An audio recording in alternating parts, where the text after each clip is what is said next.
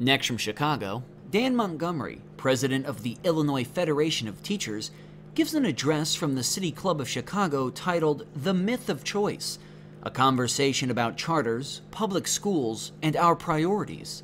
This runs about 40 minutes. Thank you, Jay, very much. Thanks, everybody. Thanks, Dr. Paul Green. Thank you, Reverend Ryan, for you I felt like after your invocation I didn't have to give a talk at all. So, and thank you to our friends from Boston who are bringing the mojo for the Cubs here today. So, and thankfully the Cubs aren't playing right now at noon, or I don't think anyone would be here. You know, there are a lot of IFT and CTU members and labor leaders in the audience. I just want to acknowledge them, a number of friends of mine, one of my colleagues who's a retiree, who is now, after this, going to go to Wrigley and usher this afternoon or this evening. My friend Karen Israel from Skokie, who's retiring after 29 years teaching.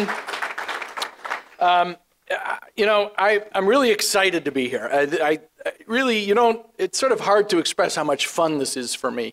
You have to understand, I taught English for 18 years, and every day, I was at work and I'd see all these things I'd love to do in the city, or things like this and would like to participate in. And now, as president of a large teachers union, I get to do that, and it's really extraordinarily fun.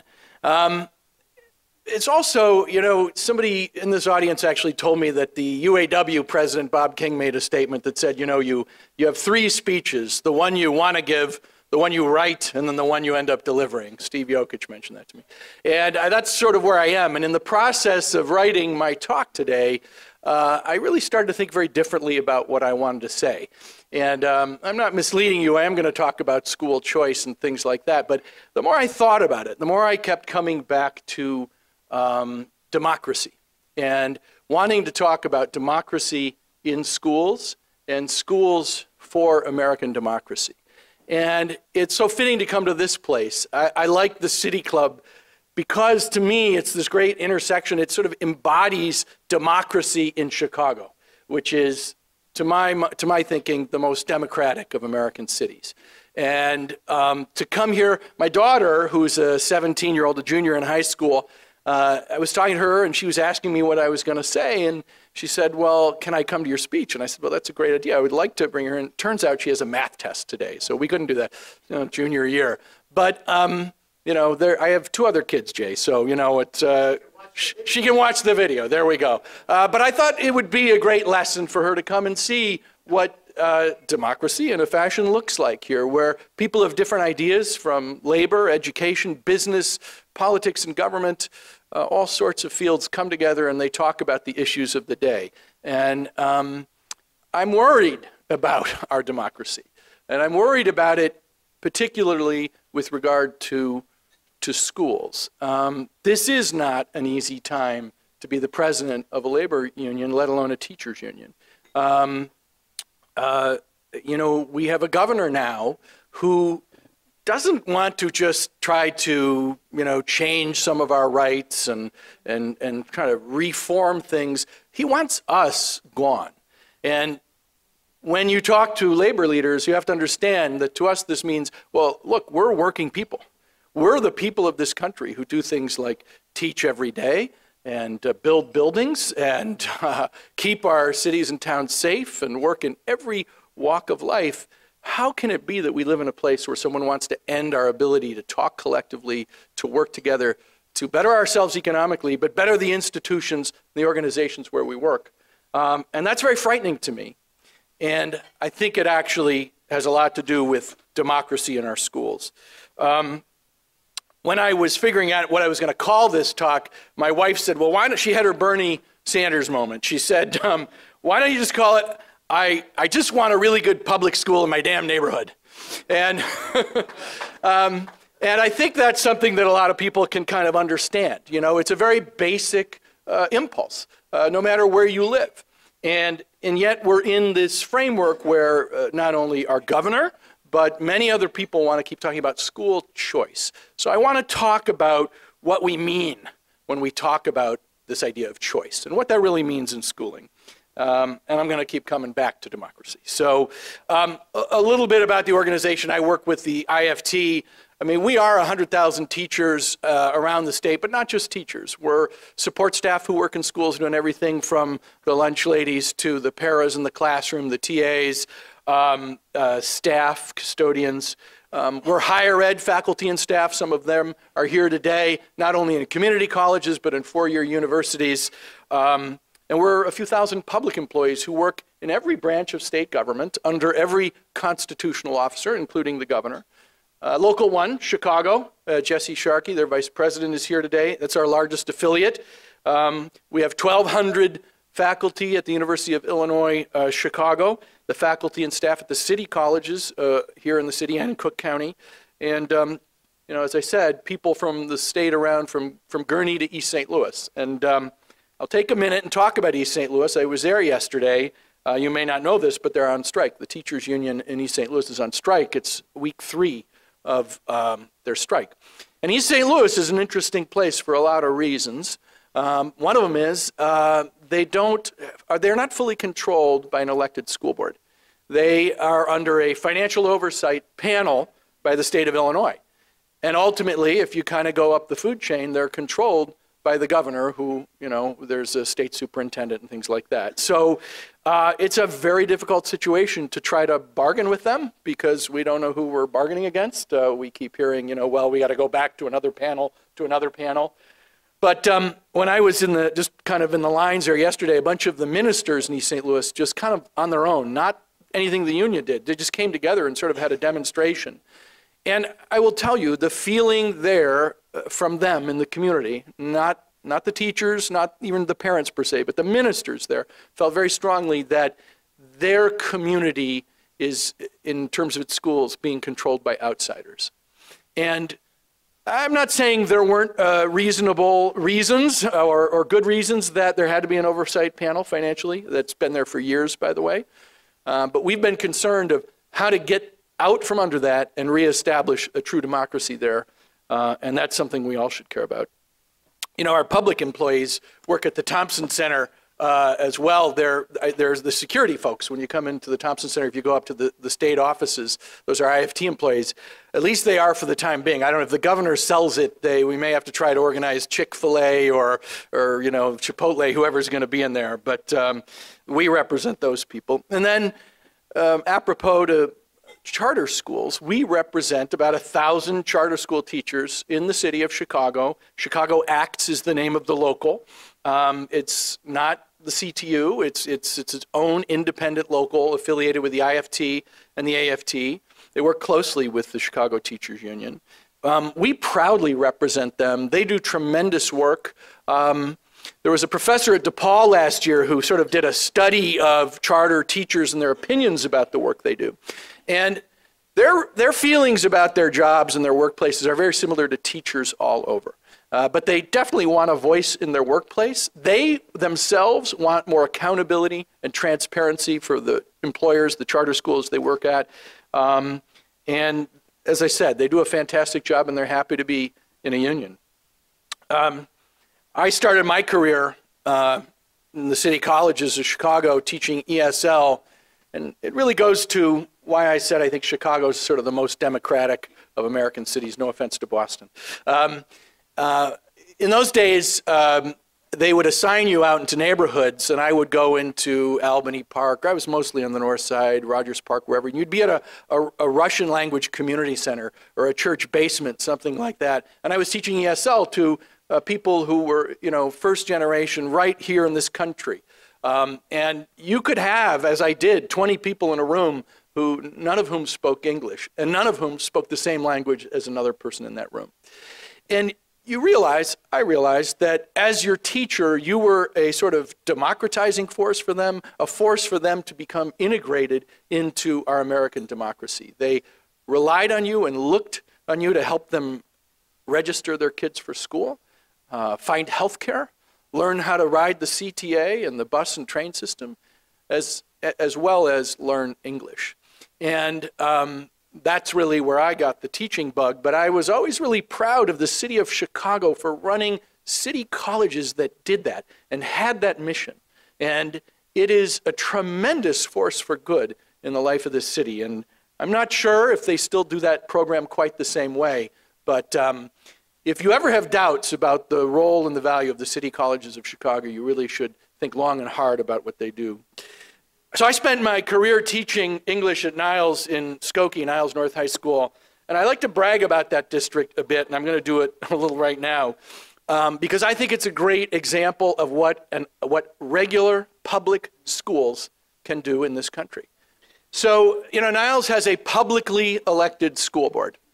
85 languages, a tremendous intercultural, multicultural experience teaching there. It's got a great faculty. A couple of years ago, the Tribune did a profile of 2 Nobel Prize winners in science who had graduated from Niles East, and one of them said, "We had spectacular teachers."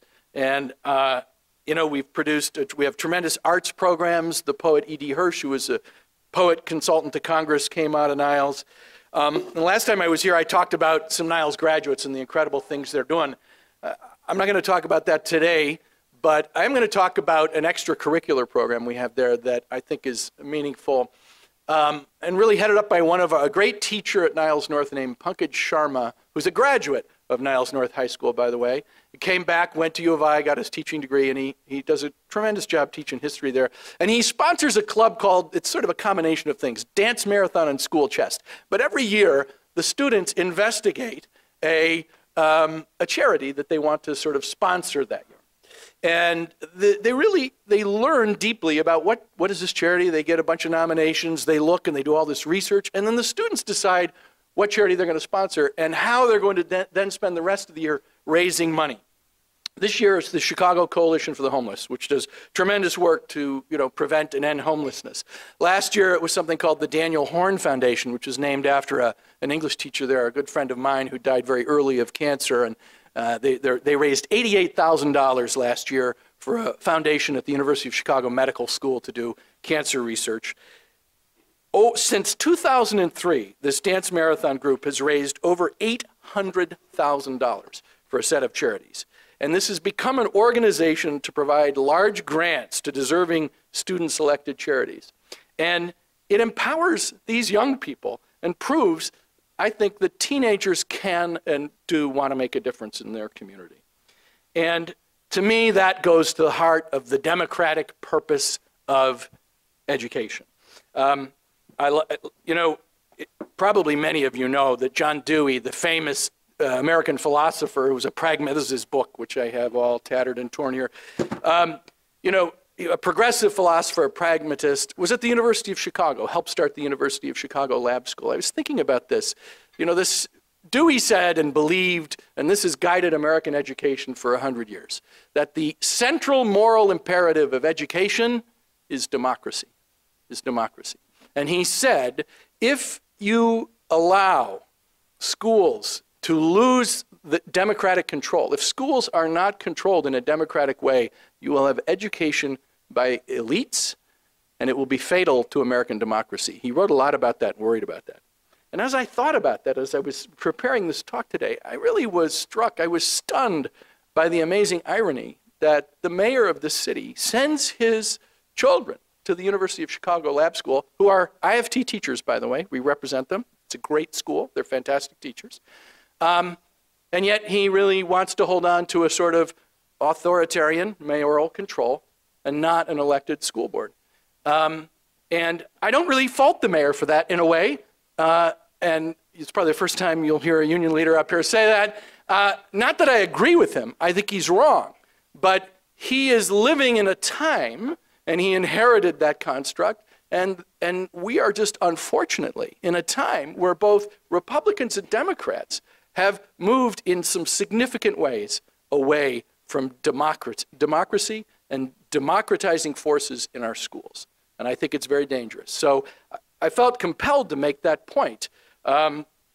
So this takes me to this idea of choice and what we mean. You hear a lot about school choice. The governor of the state of Illinois has laid this out as one of his key educational priorities.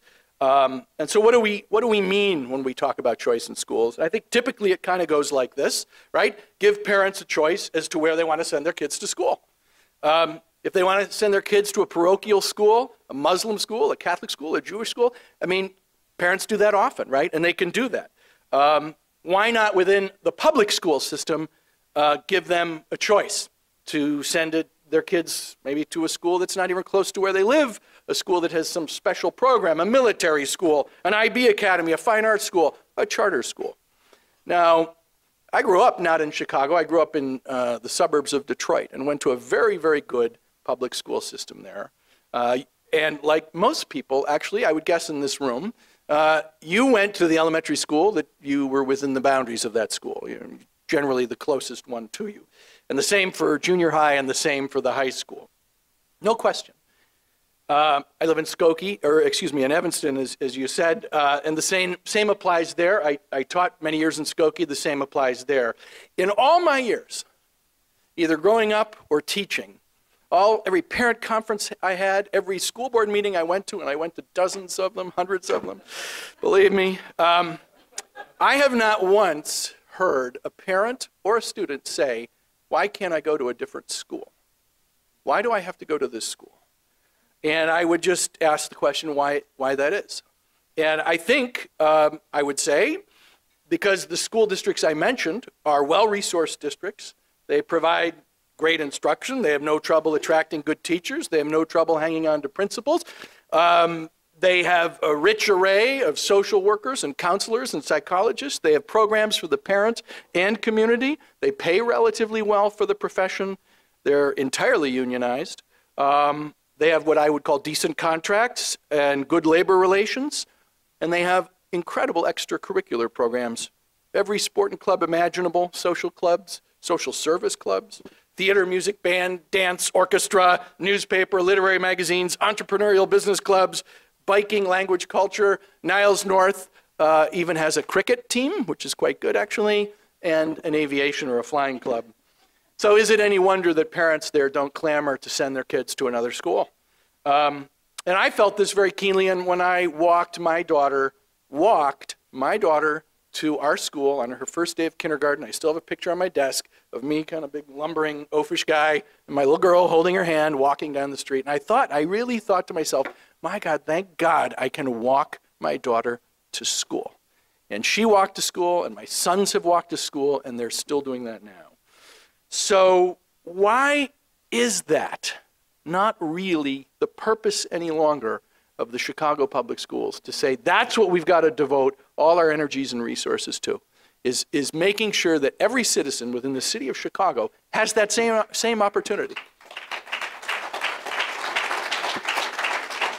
My brother G2 Brown here, Jay and I were talking about this a little bit before. G2 just recently got off, he's able to eat here because he got off a hunger strike. We had a 34, what was the total, Jay? G2? 34 days, 34-day hunger strike at the Diet School, which is a few blocks from President Obama's house, the last neighborhood school now in that area in Oakland, home of Gwendolyn Brooks, this amazing community, this historic community, Bronzeville, there in Chicago. And you had to have citizens go on a hunger strike. And you can debate, like, well, there's reasons in enrollment. We can, have a technical discussion about why CPS, what they want to do.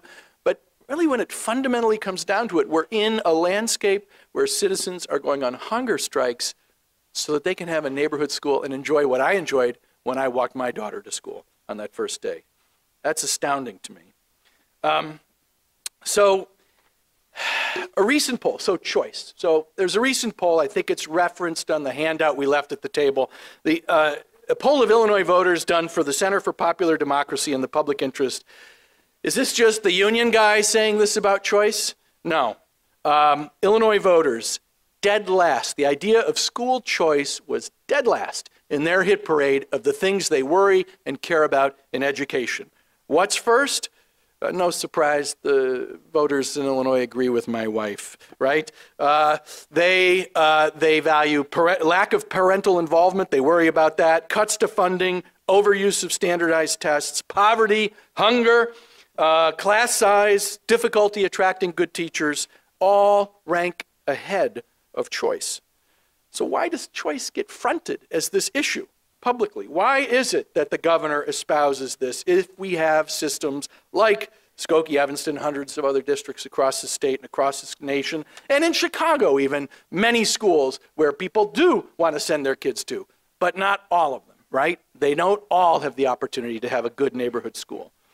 And even if you were to somehow get people to agree and say, well, we should just have choice everywhere, what would that mean in Skokie, where I teach? Would we mandate that despite the fact the public doesn't want it, isn't clamoring for it, they've got to offer some version of choice? The United States Department of Education just recently gave a $42 million grant to the state of Illinois to expand charters statewide. I mean, that really puzzles me, frankly, if this is not really what the people want, and we could sure do a few other things with that $42 million, I think. And I mean, I guess some will say that I'm missing an important aspect here, which is the idea of performance, right? And I think the thinking goes, well, if you've got kids trapped in a low-performing school, it's reasonable. It's not unreasonable to give them a desire or the ability to move to a different school. And let's be honest. Where we're talking about that happening is vastly in black and brown communities. So this brings us to charters, right? Why aren't charters then a reasonable alternative for choice? It bears repeating that charters were an idea that came out of the president of the American Federation of Teachers years ago, Al Shanker. Thank you, Al.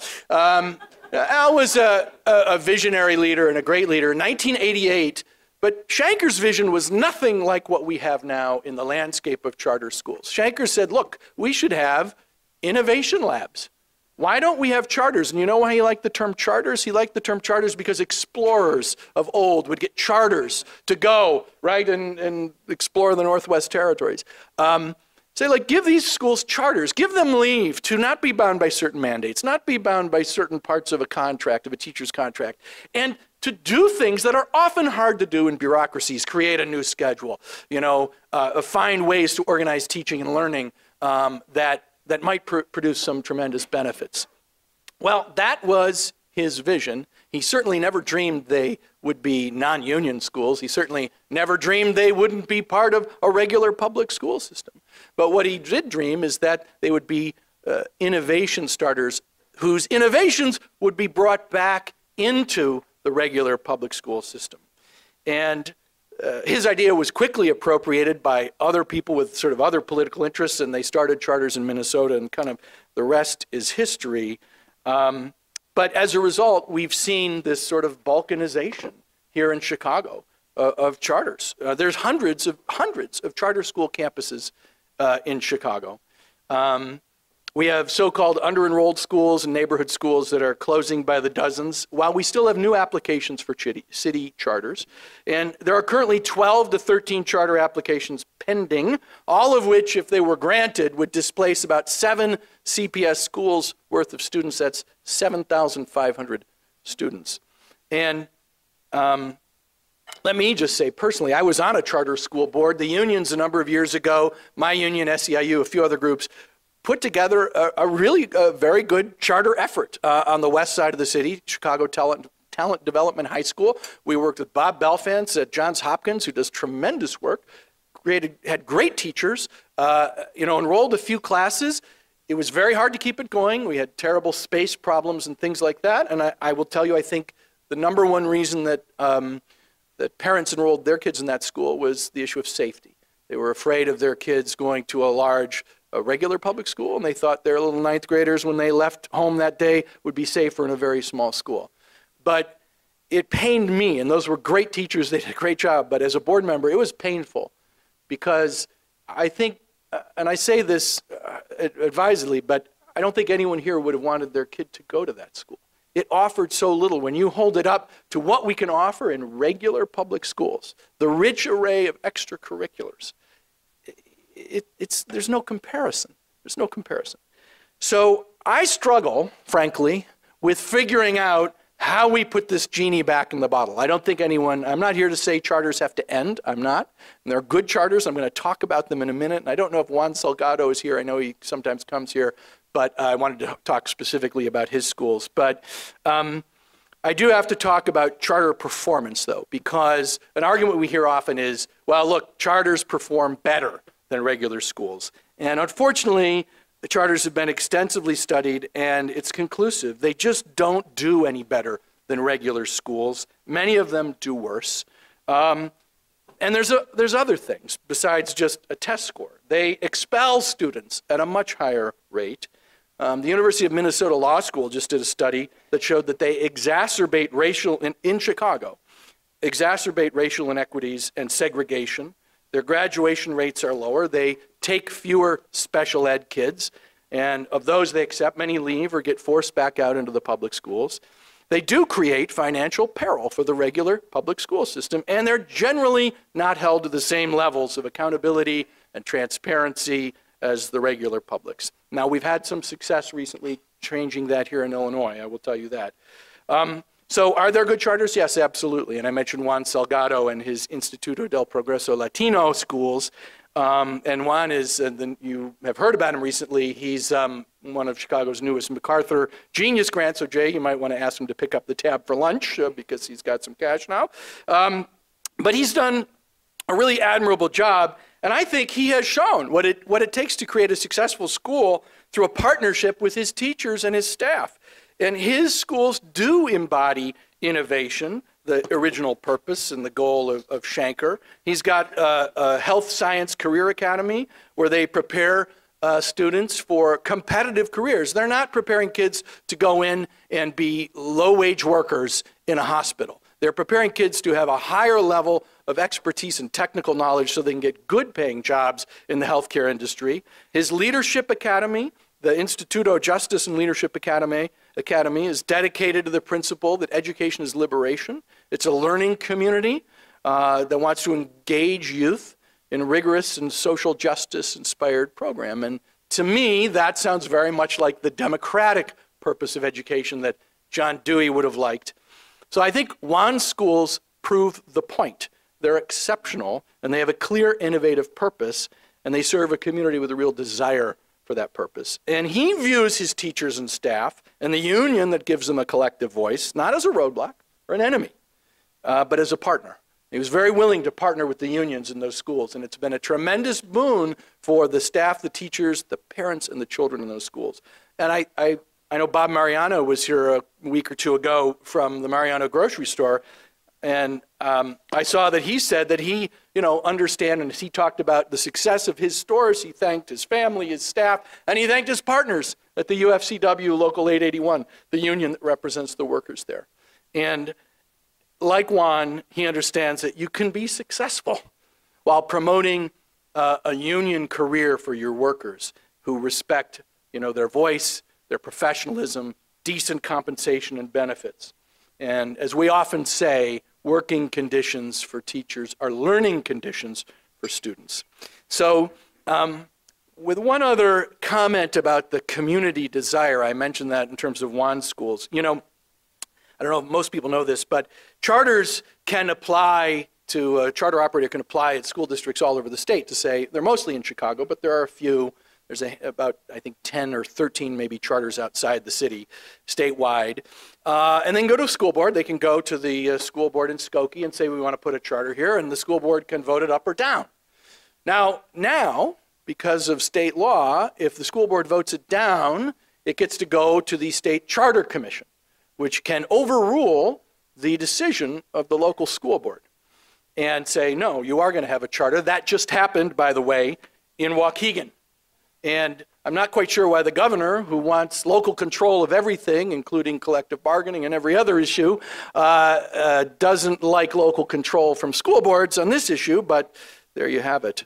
The comparison for this for me is, let me give you a concrete example, literally. Imagine there's a concrete commission.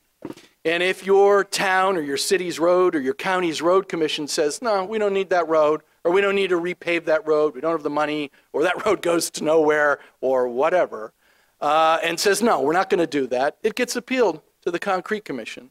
And on the Concrete Commission are all the people that run the concrete companies, because that's largely who's on the Charter Commission, charter operators, and they get to overturn the local decision. Now, I think if that concrete example really happened in Illinois, the Tribune would be all over that, people would be outraged. But I don't hear that when it comes to charters. the Charter Authorizing Commission. So I say, let's try to end this disastrous balkanization we've had with charters. We have to make some tough decisions, but how do we do this? How do you do it? Part of me wants to say, I don't know. But I'm going to go back to my notions of democracy. And I'll say, I'm going to use a term. I coined this the other day thinking about this. Democratic recuperation, okay? And I think we need a system to recuperate a truly democratic school system in the state and in the city. And it would look like this for me. We should stop issuing new charters for the time being until we get this under control. We should require the same accountability and transparency that all the regular public schools have. I mean, that seems like a no-brainer. I think we should abolish or significantly change the charter operator-run charter commissions and restore the decision-making to local control, local school boards. All school boards should have democratically controlled, democratically elected boards. Now, trust me, when I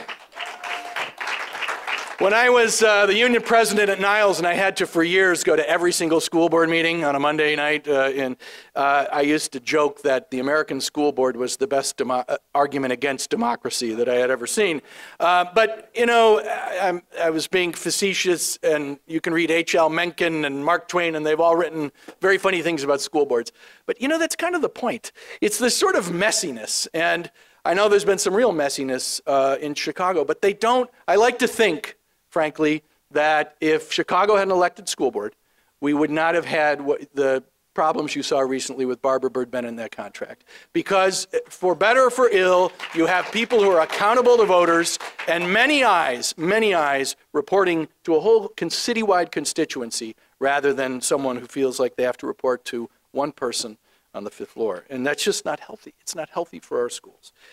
So we should do that. We should have local control school boards. And we should bring in a period of what I would call recuperation to try to bring back the good charters and the things they've done, reintegrate them as we can into a truly public school system. I think if you get a charter, you should have a charter that says, we'll give you 7 to 10 years to prove your value, to innovate, to do what, say, Juan Salgado's done in his schools. And if they're really important innovations, if they're good, if they show that we can teach kids better this way, they make schools better, then you are under an obligation to bring them back into the regular public school system and share them with the rest of the system. That would be true innovation. And if you can't do that, it's over. I'm sorry, you had your chance. And I can't really, I'm going to finish up here, and I can't really stop my talk without talking about funding schools, you know, fairly and equitably in this country.